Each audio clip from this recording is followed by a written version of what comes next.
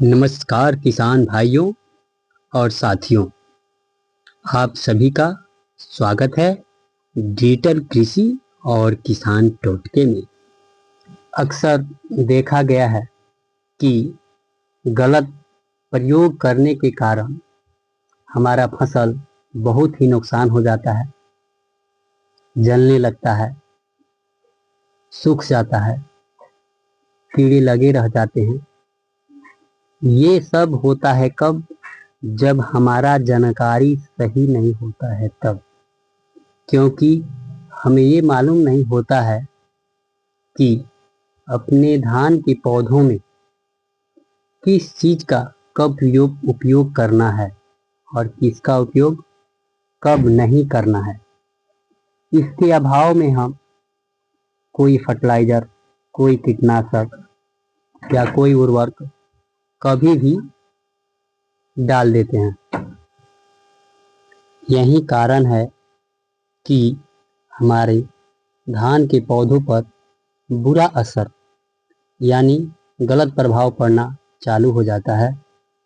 जैसा हम सोचते हैं वैसा हमारा फसल नहीं होता है, सूखने लगता है, उसका पीका सूखने लगता है, पत्ते सूखने लगते हैं, पीलापन होने लगता है। इसलिए कोई भी फर्टिलाइजर या उर्वरक, कीटनाशक, किसी भी प्रकार का प्रयोग आपको करना है, उससे पहले आपको जिस भी दुकान से दवाई ले रहे हैं या खाद ले रहे हैं उससे सलाह जरूर लें और ये पूछे जरूर कि हमारे धान में ऐसी बीमारी है, ऐसा रोग है, सूख रहा है, पीलापन हो रहा है। उसके हिसाब से ही उस पे हम छिड़काव करेंगे, फर्टिलाइजर का इस्तेमाल करेंगे। कुछ किसान भाइयों हैं, जो साथियों हैं, जो देख रहे हैं, वीडियो में देख लिए कि हाँ, नींबू का छिड़काव कर देने से कीड़े मकोड़े खत्म हो जाएंगे, धान स्वस्थ हो जाएगा, अधिक उपजाऊ करेगा, बहुत ही अच्छा काम करेगा।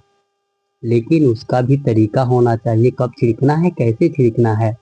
शैम्पू छिड़क देने से हो जाएगा, नीला तोता का छिड़काव कर देंगे, फिटकीरी का छिड़काव कर देंगे, कोराजेन का छिड़काव कर देंगे, बहुत सारे फर्टिलाइजर है उसका छिड़काव कर देंगे।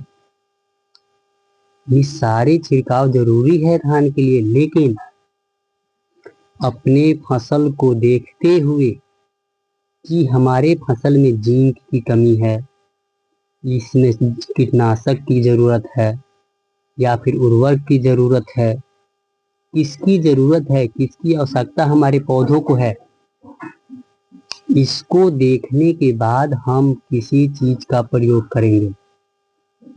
या फिर हमको समझ में नहीं आ रहा है, जिस दुकान पे जा रहे हैं या फिर हमसे समझदार कोई व्यक्ति है, उससे हम राय लेंगे कि हमारे फसल में ऐसा ऐसा बीमारी है, उसके हिसाब से अपने धान में हम छिड़काव करेंगे या फिर कोई फर्टिलाइजर डालेंगे। बिना सोचे समझे किसी फर्टिलाइजर, फंगिसाइड या फिर किसी चीज का छिड़काव करने का नतीजा आपके सामने है, आप देख सकते हैं। आखिर ये भी कोई किसान भाई ही किए हैं प्रयोग जिसका नतीजा इतना गलत आया है।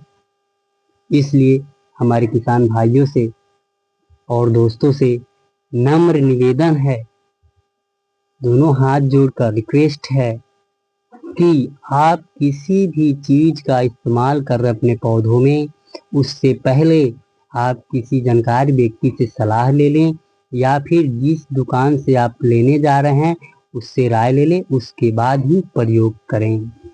अगर हमारा दिया हुआ जानकारी आपको पसंद आया हो, अच्छा लगा हो, तो प्लीज़ हमारे चैनल को सब्सक्राइब कर दीजिए और इस वीडियो को ज़्यादा से ज़्यादा शेयर कीजिए। फिर मिलेंगे अगली वीडियो।